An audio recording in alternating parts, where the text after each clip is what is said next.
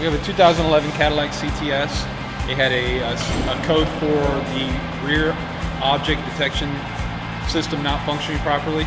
I've come to find out that sensor number 4, which is the furthest one from the driver, is having an issue, and the diagnosis was basically replace with a known good sensor and see if the problem's returning. It's specific to that sensor, the code was, and it was basically informing me that the sensor was no longer operating properly.